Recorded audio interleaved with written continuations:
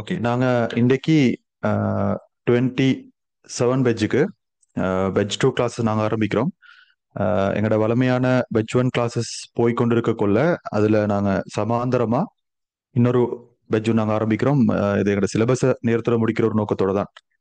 அப்போ அதில் நாங்கள் இப்போ டார்கெட் பண்ணிக்கிற வந்து யூனிட் 3ல இருந்து செஞ்சுட்டு போவோம்னு சொல்லி. அப்போ எங்களோட வெஜ் ஒன்ல வந்து அப்படியே யூனிட் 2க்குரிய பகுதி அப்படியே முடிஞ்சிடும், முடிய கிட்டவாயிட்டு. அது முடிஞ்சிட்டேன்னு சொன்னா அப்ப யூனிட் 3ல இருந்து நாங்க வெஜ் 2ல போயிட்டு கொண்டிருப்போம். அப்ப வெஜ் 2ல யூனிட் 3ல ஒரு பகுதி முடிய கொள்ள நாங்க வெஜ் 1ல யூனிட் 2 முடிச்சிட்டோம்னு சொன்னா நாங்க வெஜ் 2ல எது வரைக்கும் வந்திருக்கிறோமோ அடுத்த சாப்டர் அதுல இருந்து ஆரம்பிச்சுப்போம். வெஜ் 1ம் வெஜ் 2 நாங்க பேரலா கொண்டு போவோம் கடைசி வரைக்கும். அப்ப எங்களுக்கு இன்ஷால்லா நாங்க டார்கெட் பண்ற வந்து சிலபஸை வந்து ஒரு 4 மாசம் அதுக்கு முந்தி முடிக்கிறதுக்காக வேண்டி, சரியா? மிச்சம் அவசரமா போவோம் மேலா, அது நேரம் மிச்சம் ஸ்லோவா போய் கடைசி கட்டமாக காட்டி எங்களுக்கு ஆஹ் நீண்டு கடைசி வரைக்கும் ஒரு கிழமைக்கு முந்தி 2 கிழமை முந்தி சிலபஸ் முடிக்கிற மாதிரி போவோம் இல்ல இல்லையா? அப்ப ரெண்டு பக்கத்தையும் பேலன்ஸ் பண்ண வேண்டியது.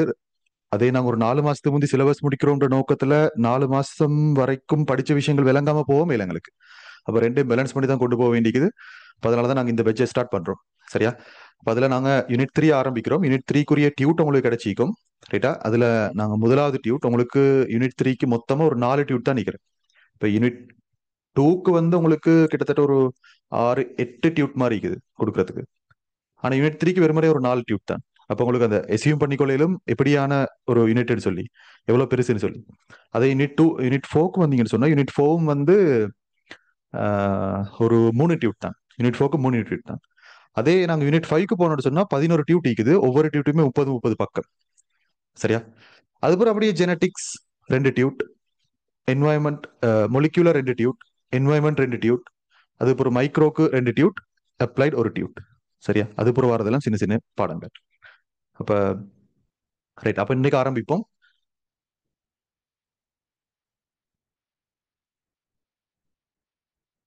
மிச்சம் சத்தமா பேசவும் இல்லைன்னாடா, இது 4 மணி தானே, சரியா? விடிஜாமத்துல கிளாஸ் வைக்கிறேன்னு சொன்னா இப்ப எங்களோட ஊடு எல்லாம் வந்து கிட்ட கிட்ட தான் நிறைய ஊடு அளிக்குது கிட்ட கிட்ட. அப்ப நான் மிச்சம் சத்தமா பேசினேன்னு சொன்னா முழு ஊருக்கும் கேட்கும். பழமையான கிளாஸ் வச்சுக்குள்ள ஊருக்கும் கேட்கறதா. ஆனா இந்த டைமுக்கு ஆட்கள் தூங்குற டைமே அது, சரியா? சில ஆட்கள் தஹஜத்துக்கு அப்படி எழும்பி இருப்பாங்க, ஆனாலும் வளமையா நிறைய பேர் தூங்குற டைம் இது. அப்ப மிச்சம் சத்தமா பேசலாம். அப்ப ரைட், ரைட் ஆரம்பிப்போம்.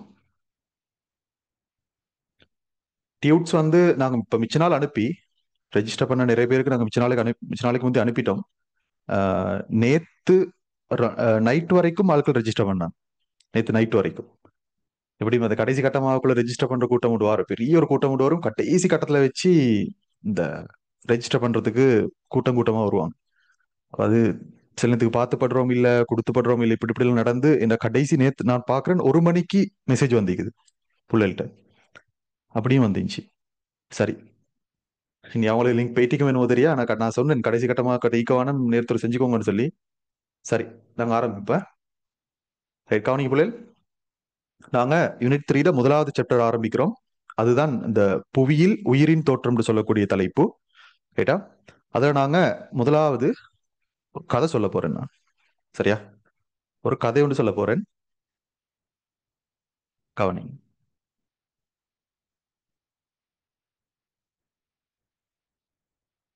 ஒரு கதை ஒன்று சொல்ல போறேன், எப்படின்னா புவின்றது எப்படி தோற்றம் பெற்றது அப்படின்னு சொல்லி, சரியா? உங்களுக்கு தெரியும் தானே, இன்றைக்கு அந்த எங்கட யூனிவர்ஸ்னு சொல்லி சொல்றேன் நான், யூனிவர்ஸ் பிரபஞ்சம்னு சொல்லி சொல்லுவோமே. பிரபஞ்சம்ன்றது வந்து நாங்க இன்றைக்கு வாழ்ந்து கொண்டு இருக்கக்கூடிய ஆஹ், சொல்லுவோம் நாங்க, அதுக்கு தமிழால சொல்ற வந்து வெள்ளொடு தொகுதின்னு சொல்லி, சரியா? அதுக்கு நான் இங்கிலீஷ்ல சொல்றேன் கேலக்சின்னு சொல்லி. ஓகே, நாங்க இன்றைக்கு பால்வெளின்னு சொல்லக்கூடிய ஒரு கேலக்சில வாழ்ந்து கொண்டிருக்கிறேன், ரைட்டா? அதுல வந்து பல மில்லியன் கணக்கான நட்சத்திரங்கள் காணப்படுறது. அந்த நட்சத்திரங்கள்ல ஒரு நட்சத்திரம் தான் எங்கட சூரியன். அந்த சூரியனை சுத்தி பல கோள்கள் வலம் வந்து கொண்டிருக்குது. அந்த பல கோள்கள்ல ஒரு கோள் தான் புவி, ரைட்டா?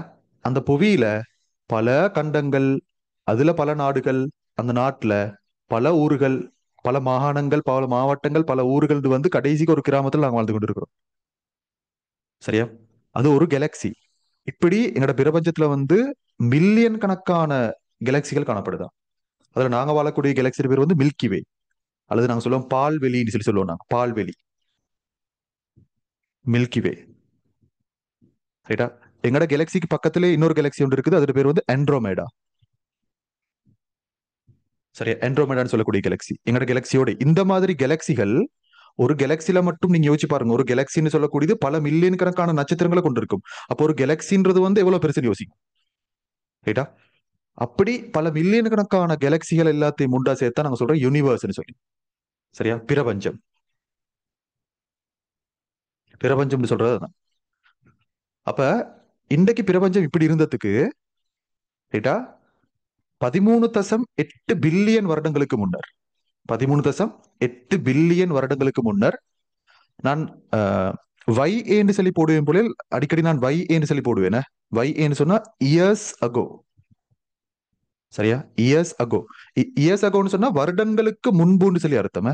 வருடங்களுக்கு முன்புன்னு சொல்லி அர்த்தம். நான் அடிக்கடி அதை போடுவேன் நான். அதனால இப்ப நான் சொல்லிக் கொள்றேன்.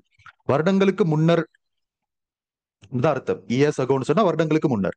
அப்ப 13.8 பில்லியன் வை ஏன்னு சொல்லி போட்டா 13.8 பில்லியன் வருடங்களுக்கு முன்னர். சரியா? ரைட். ஓகே, அப்ப கவனிங்க.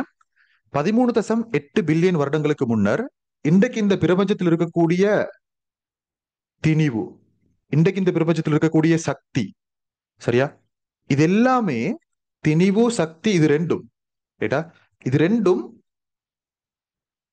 ஒண்டாத்தனம் இருந்துச்சு. சரியா? இன்றைக்கு இந்த பிரபஞ்சத்தில் இருக்கக்கூடிய அனைத்து கோள்களினது திணிவுகளும், அனைத்து நட்சத்திரங்களோட திணிவுகளும், சக்தி எல்லாமே ஒரு திணிவா தான் இருந்திருக்குது. ஒரு மொத்த யூனிட்டா தான் இருந்திருக்குது, ஒரு மொத்த அழகா தான் இருந்திருக்கு. சரியா?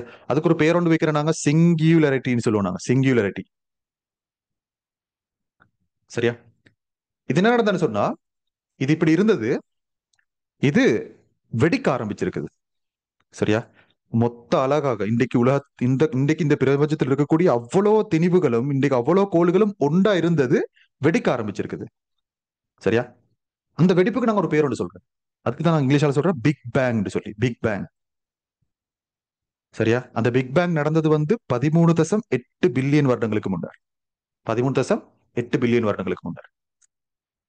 அப்ப அந்த நடந்த பெருவெடிப்பு எந்த அளவுக்கு பிள்ளைகள், அந்த அந்த நேரத்தில் ஏற்பட்ட வெடிப்புக்கான அடையாளங்கள் இன்றைக்கு வரைக்கும் இருக்குதான் பிரபஞ்சத்துல. சரியா? அந்த நேரத்தில் நடந்த அடையாளம், அந்த அந்த நேரத்தில் நடந்த வெடிப்புக்கான அடையாளங்கள். சரியா? அந்த வெடிப்புட அந்த கொடூரம் இன்றைக்கு வரைக்கும் எங்களுக்கு பிரபஞ்சத்துல காணக்கூடியதா இருக்குதாம். இன்றைக்கு வரைக்கும் அந்த வெடிப்புட தாக்கங்கள் இருக்குதாம் இன்னும். சரியா? அப்ப அந்த வெடிப்பு நடந்த என்ன நடந்திக்கிற, அந்த வெடிப்பால, அந்த அவ்வளோ பவர்ஃபுல்லான ஒரு வெடிப்பு, அதால தானே இந்த பிரபஞ்சத்துக்கு இந்த இலத்திரன்கள், புரோத்திரன்கள், நியூத்திரன்கள், இப்படியான அந்த உபத்துணிக்கைகள், அணுக்கள் அல்ல, உபத்துணிக்கைகள் உருவாக ஆரம்பிச்சுக்கிற. சரியா?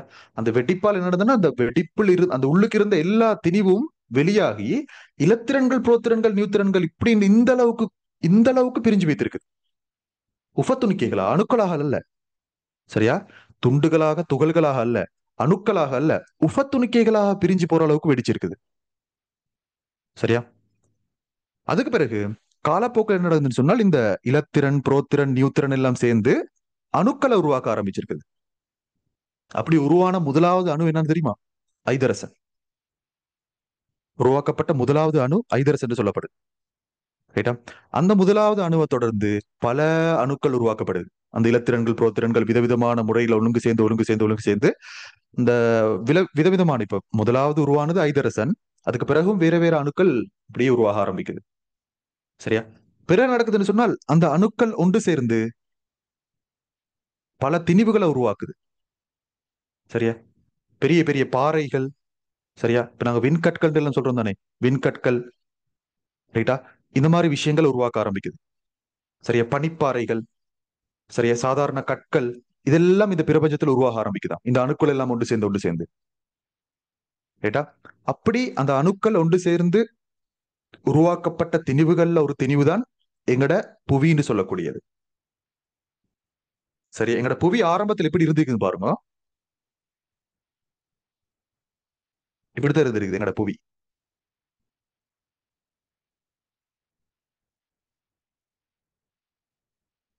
சரியா? ஆரம்பத்தில் எங்கட புவின்னு சொன்னா வெறும் ஒரு கல்லுப்பாறை தான். சரியா? வெறும் ஒரு கல்லுப்பாறை தான். அந்த கல்லுப்பாறையில குழிகள், மேடு, பள்ளம், மலை இப்படின்னு எல்லாம் விதவிதமா இருந்திருக்குது. சரியா? எந்த அளவுக்குண்டா இது வெறும் ஒரு கல்லுப்பாறை. சரியா? இப்ப எங்கட புவி தோன்றத்தோட மத்த கோள்களும் தோன்றி இருக்குது. சரியா? அப்படின்னு இந்த நான் சொல்றேன் தானே, புதன், செவ்வாய், வெள்ளி, நெப்டியூன், ஜூபிட்டர் அப்படிலாம் ஒன்னோட்டு நாங்க பேர் வைக்கிறோம் தானே. சரியா? வியாழன் எல்லாம் இந்த கோள்களும் தோன்றி இருக்குது. புவி தோன்ற அதே காலத்துள்ளுக்கு அதே அந்த டைம் பீரியட்ல மத்த கோள்களும் தோன்றி இருக்குது. இப்ப மத்த கோள்கள் எல்லாம் இப்ப இன்றைக்கு புவி ஒரு பாதை வழியா சுத்தி கொண்டிருக்குது சூரியனை சுத்தி. சரியா? சூரியனை சுத்தி ஒரு பாதை, அதுக்கு புவிக்கு புவி புவி போறதுக்குன்னு ஒரு பாதை ஒன்று இருக்குது. மத்த ஒவ்வொரு கோள்களுக்கும் தனித்தனியான பாதைகள் இருக்குது. அப்ப அதனால அந்த கோள்கள் ஒன்றே ஒன்று முட்டி கொள்றல்ல. இந்த ஒவ்வொரு கோள்களும் அதற்கே உரிய தனித்துவமான பாதையில சுற்றி வலம் வந்து கொண்டிருக்குது சூரியனை. சரியா? அதனால ஒரு கோளும் இன்னொரு கோளோட மோதுறல்ல. ஆனா ஆரம்ப காலத்துல இந்த கோள்கள் எல்லாம் ஒன்றுக்கொண்டு மோதி கொண்டிருந்திருக்குது. கோள்கள் எல்லாம் பக்கத்துல பக்கத்துல தான் இருக்குது. அதால ஒவ்வொரு கோள்கள்டையும் அந்த ஈர்ப்பு விசைட தாக்கத்தின் காரணமாக, சரியா, இப்ப ஈர்ப்பு விசையால அந்த கோள்களை நோக்கி பொருட்கள் இழுக்கப்படுறதானே. இப்படி பல ஈர்ப்பு விசைகள், இப்போ ஒரு புவியிட ஈர்ப்பு விசை மட்டுமல்ல, மத்த கோள்கள்ட ஈர்ப்பு விசை எல்லாம் ஒன்று சேர்ந்து இந்த புவிக்கு வந்து பெரிய பெரிய கற்கள். சரியா? புவிக்கு பெரிய பெரிய கற்கள், பனிப்பாறைகள். சரியா? நாங்க சொல்றோம் ஐஸ்ன்னு சொல்றோம். ஐஸ்ன்னு சொன்னா டிரெக்டான ஐஸ, இன்னொரு ஐஸும் மீக்குது இல்லையா? இப்ப கிட்டத்துல பெரிய கேஸ் ஒன்று பேட்டி குடிக்கிற இந்த மெத்தம்பெட்டமின் சொல்லி. சரியா? மெத்தன்பெட்டமின் சொல்றது வந்து ஒரு போதைப் பொருள் உண்டு. அதுதான் இப்ப கிட்டத்துல போயிட்டு குடிக்கிறேன். அதுக்கும் ஐஸ்ன்னு தான் சொல்றேன். இது நான் சொல்ல வர ஐஸ் வந்து இந்த இது பனி. சரியா? பனி, தண்ணீர கட்டிகள், தண்ணி கட்டியாக்கப்பட்ட அந்த பனிப்பாறைகள், கற்கள், இதெல்லாம் இதெல்லாம் உருவாக்கப்பட்டதான். அந்த உருவாக்கப்பட்டது என்ன செய்யுதுன்னா புவியை நோக்கி வந்து விழுதுதான். புவின்றது வந்து ஒரு பெரிய கல்லுப்பாறை. சரியா? புவின்றது ஒரு பெரிய கல்லுப்பாறை. அந்த கல்லுப்பாறைக்கு வளிமண்டலத்தில் இருக்கிற ஏனைய சிறிய கல்லுப்பாறைகள் எல்லாம் வந்து அடிக்குது. சரியா? வந்து விழுறல்ல, வந்து அடிக்கிற, வேகமா வந்து அடிக்கிற. வந்து விழுறன்னு சொன்னா அப்படி விட்டா வந்து விழுறது தானே. இது வந்து விட்டு வந்து விழுறல்ல, வந்து வேகமா அடிக்கிறது. சரியா? அந்த மிசைல் மாதிரி, மிசைல் ஒன்று வந்து படுற மாதிரி, மிசைல் ஒன்று வந்து பட்டு வெடிக்கிற மாதிரி, இப்படி கல்லுகளும் பனிப்பாறைகளும் வந்து பூமி எங்கட புவிய வந்து அடிச்சு கொண்டிருக்குதாம். சரியா? இப்படி அடிச்சு கொண்டிருக்கிற நேரம் புவியிட மேற்பரப்போட வெப்பநிலை, புவியிட மேற்பரப்பு மட்டுமல்ல முழு புவியுமே வந்து ஒரு எரிமலை குழம்பு மாதிரி. எரிமலை குழம்புண்டா எப்படி புள்ளி, எரிமலை குழம்புன்னா அந்த எரிமலை வெடிச்சு வருமே அப்படியே குழம்பு. சரியா? ஒரஞ்சு கலர்ல இருக்குமே, வடிஞ்சு வரும். அந்த மாதிரி இருந்துச்சுன்னா புவி. சரியா? புவியில எல்லா பக்கமும் எரிமலை வெடிப்புகள், எல்லா பக்கமும் எரிமலைகள். சரி? எல்லா பக்கமும் எரிமலைகள் வெடிச்சு சிதறுது புவியிட மேற்பரப்புல. சரியா? நான் சும்மா எரிமலைகள்னு சொல்லி இப்படி காட்டுனேன். புவியிட மேற்பரப்புல எல்லா பக்கமும் எரிமலைகள் வெடிச்சு சிதறுதான். விண்கற்கள் வந்து படுது. சரியா? கல்லுகள் அதே மாதிரி பனிப்பாறைகள் வந்து பூமியில வந்து அடிக்குது. இப்படி அடிச்சு அடிச்சு பூமியோட வெப்பநிலை கூடிக்கொண்டு கூடிக்கொண்டு கூடிக்கொண்டு போய்த்து பூமியோட வெப்பநிலை நல்லாவே கூடவா இருந்திருக்கு. சரியா? அப்படியே காலப்போக்குல அந்த கோள்கள் எல்லாம் அப்படியே புவியை விட்டு தூரம் தூரம் போற நேரம், அதே மாதிரி அந்த விண்கற்கள் இப்ப கோள்கள் இப்ப புவிக்கு பக்கத்துல தானே கோள்கள் எல்லாம் மீந்திக்கிற. அப்ப புவியிட ஈர்ப்பு சக்தி, அந்த கோள்களோட ஈர்ப்பு சக்தி எல்லாம் அந்த ஈர்ப்பு ஈர்ப்பு சக்தியால ஈர்ப்பு விசைன்னு சொல்லுவோம் நாங்க. புவி ஈர்ப்பு விசைன்னு சொல்றோம் தானே. அதே மாதிரி ஒவ்வொரு கோள்களுக்கும் ஈர்ப்பு விசைக்கிற. சரியா? இப்ப செவ்வாய் கிரகம் எடுத்தா செவ்வாய் கிரகத்துக்குன்னு ஒரு ஈர்ப்பு விசைக்குது. இப்படி எல்லா கிரகங்களும் எல்லா கோள்களும் கிட்ட கிட்ட இருந்து சுட்டி அந்த ஈர்ப்பு விசையோட தாக்கம் கூட, அதனால வேகமா அந்த விண்கற்கள் எல்லாம் சிறிய சிறிய கற்கள், அந்த புவியோடு ஒப்பிடுற நேரம் சிறிய கற்கள். ஆனா இன்றைக்கு பார்த்தோன்னு சொன்னா பெரிய ஒரு கண்டத்திட அளவுக்கு இருக்குமா, பெரிய ஒரு கண்டம ஒரு நாடல்ல ஒரு பெரிய கண்டத்திட அளவு இருக்குமா அந்த கற்கள். அதெல்லாம் வந்து புவிக்கு அடிச்சிருக்குது. சரியா? அப்ப ஏன் அடிக்கிறேன்னு சொன்னா அது வந்து விழாம வந்து அடிக்கிறதால வெப்பம் பிறப்பிக்கப்படுற. அதனாலதான் அந்த புவி ஆரம்பத்துல அதிக அளவு வெப்பமா இருந்திருக்கு. ஆனா காலப்போக்கில் அந்த அந்த கோள்கள் எல்லாம் தூர தூர போக கொள்ள, சரியா, அந்த புவிக்கு பக்கத்துல இருந்த கோள்கள் எல்லாம் தூர தூர போக கொள்ள இந்த விண்கற்கள் வர்றது, இந்த பனிப்பாறைகள் வந்து விழுகிறது, இதெல்லாம் குறைஞ்சிருச்சாம். குறைஞ்சி புவி என்ன செய்யுதுன்னு சொன்னா, இது நான் போட்டேன் கல்லுன்னு சொல்லி போட்டேன். கல்லு அதே மாதிரி பனி. சரியா? கல்லு பனி எல்லாம் வந்து விழுகிறது கொஞ்சம் கொஞ்சமா குறைஞ்சிருச்சாம் புவியில. அப்போ புவி என்ன செய்யுதுண்டா கொஞ்சம் கொஞ்சம் கொஞ்சம் கொஞ்சமா குளிர ஆரம்பிக்குது. சரியா? புவி கொஞ்சம் கொஞ்சமா குளிர ஆரம்பிக்குது. குளிரன்னு சொன்னா இனி கூலாகி இந்த பனி விழுகிற அளவுக்கு கூலாக அல்ல. பனின்னு சொன்னா நான் சொல்றேன் இந்த சாதாரண இன்றைக்கு இருக்கிற ஒரு 30-40 டிகிரி செல்சியஸ் அல்ல. அது இருந்த வெப்பநிலை 2000 3000 4000 அந்த வெப்பநிலை இருந்துட்டு கொஞ்சம் ஒரு இப்ப 4000 சொல்லுவோமே 4000 டிகிரி செல்சியஸ்ல இருந்துன்னு சொல்லி கூலாருன்னு சொல்ல வரேன். நான் ஒரு 30க்கு வரேன்னு சொல்லல. ஒரு 3500 4500 ஒரு 3500 அந்த அளவுக்கு தான். அந்த அளவுக்கு குளிர ஆரம்பிக்க கொள்ள நான் சும்மா சொல்றேன் ஒரு பெருமானம் மட்டும் நான் உங்களுக்கு விளங்கப்படுத்துறதுக்காக சொல்றேன். பெரிய அளவு குறை ஒன்றல்ல. குளிர ஆரம்பிக்கிறேன்னு சொன்னா குளிர்ந்து அந்த குளிரல்ல நான் சொல்ல வரேன். ரைட்டா? அது இருந்த வெப்பநிலையிலிருந்து ஓரளவு குறைய ஆரம்பிக்கிறேன். ரைட்டா? அப்படி குறைய ஆரம்பிக்க கொள்ள இந்த புவியிட மேற்பரப்பில் இருந்தே சரியா புவியிட மேற்பரப்பில் இருந்தே பல்வேறு வாயுக்கள் வெளியேற ஆரம்பிக்குதாம். புவியிட மேற்பரப்பில் இருந்தே பல்வேறு வாயுக்கள் உருவாகி சரியா இப்ப புவி உருவாக்கப்பட்டிருக்கிற நிறைய அணுக்களால தானே அந்த அணுக்கள்ல சில அணுக்கள் ஒன்று சேர்ந்து வாயுக்களாக மாறி புவியிட மேற்பரப்பில் இருந்து இப்படி வாயுக்கள் வெளியேற ஆரம்பிக்கிற. அதே மாதிரி இந்த எரிமலை வெடிப்புகள் நடக்கிற நேரம் வாயுக்கள் வெளியேறு. இப்படி வாயுக்கள் வெளியேறி சரியா வாயுக்கள் வெளியேறி இந்த புவியிட மேற்பரப்ப சூழ சரியா புவியிட மேற்பரப்ப சூழ ஒரு வளிமண்டலம் ஒன்று உருவாக்கப்படுதாம். சரியா இப்படியே ஒரு வளிமண்டலம் இப்படி உருவாக்கப்பட்ட இந்த வளிமண்டலத்துக்கு ஒரு பேர் சொல்லுவா. என்ன பேருன்னு சொன்னால் ஆதி வளிமண்டலம். ஆதி வளிமண்டலம் ஏன்ஷன்ட் அட்மாஸ்பியர்னு சொல்லுவாங்க. ஆதி வளிமண்டலம். சரியா அந்த புவியில கொஞ்சம் கூலாக கொள்ள புவி கூலாக கொள்ள இப்ப புவியில வந்து இப்ப விண்கற்கள் வந்து விழுறது குறைஞ்சிருச்சு. பனி வந்து விழுறது குறைஞ்சிருச்சு. ஐஸும் கல்லும் இதெல்லாம் வந்து விழுறது குறைஞ்சு இப்ப புவி கொஞ்சம் கூல்டவுன் ஆகுது. கூல்டவுன் ஆக கொள்ள புவியிட மேற்பரப்புல இருக்கிற அணுக்களே தாக்கமடைஞ்சு வாயுக்களா மாறி வளிமண்டலத்துக்கு போய் சேர்ற.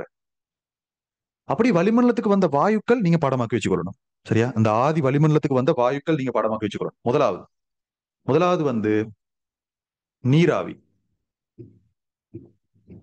சரியா முதலாவது நீராவி. அதிக அளவு ஆதி வளிமண்டலம்ன்றது வந்து நீராவியால தடித்து காணப்பட்டதுன்னு சொல்லி ஒரு வசனம் வரும். அந்த அளவுக்கு நீராவி காணப்பட்டதாம். சரியா அடுத்தது நைதரசன். சரி அதுக்கு அடுத்தது நைதரசன் ஒக்சைட்டுகள் நாங்க இப்படிதான் போட்டு காட்டுறேன். NO2 NO N2O இப்படி விதவிதமான ஒக்சைட்டுகள். இப்படி நைதரசன் ஒக்சைட்டுகள். அதே மாதிரி CH4 மெத்தேன் மெத்தேன் வாயு. அதே மாதிரி அமோனியா. சரி அமோனியா. அதுக்கு அடுத்தது ஒட்சிசன். இல்ல அதுக்கு அடுத்தது ஐதரசன். அது பிறகுதான் ஒட்சிசன். சரியா ஏன் நான் ஒட்சிசனை கடைசியில போட்டேன்னு சொன்னா சில புக்ஸ்ல சொல்றேன் என்னன்னா ஆதி வளிமண்டலத்துல ஒட்சிசன் காணப்படவே இல்லைன்னு சொல்லி. இன்றைக்கு இருக்கிற வளிமண்டலத்தினால யோசிச்சு பாருங்களேன். இன்றைக்கு இருக்கிற வளிமண்டலத்துல இன்றைக்கு இன்றைக்கு நாங்க வாழ்ந்து கொண்டு இருக்கக்கூடிய வளிமண்டலத்துல கிட்டத்தட்ட 21% மேல ஒட்சிசன் தான் காணப்பட்டிருக்கு. கிட்டத்தட்ட ஒரு 78% மாதிரி நைதரசன். ஆனா இப்ப இருக்கிற வளிமண்டலம் அல்ல ஆரம்பத்தில் உருவாக்கப்பட்ட வளிமண்டலம். ஆரம்பத்தில் உருவாக்கப்பட்ட வளிமண்டலம் பல மாற்றங்களுக்கு உட்பட்டு தான் இன்றைக்கு இருக்கிற வளிமண்டலம் வந்திக்குது. ரைட்டா ஆனா ஆரம்பத்தில் இருந்த வளிமண்டலத்துல இதுதான் வாயுக்கள். என்ன வாயுக்கள்? நீர், நைதரசன், நைதரசன் ஆக்சைட்டுகள், மெத்தேன், அமோனியா, ஐதரசன், ஒட்சிசன்.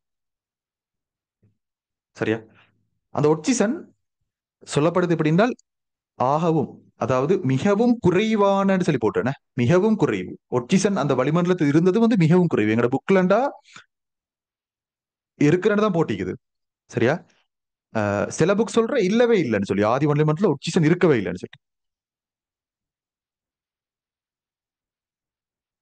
இல்ல ஒரு நிமிஷம்.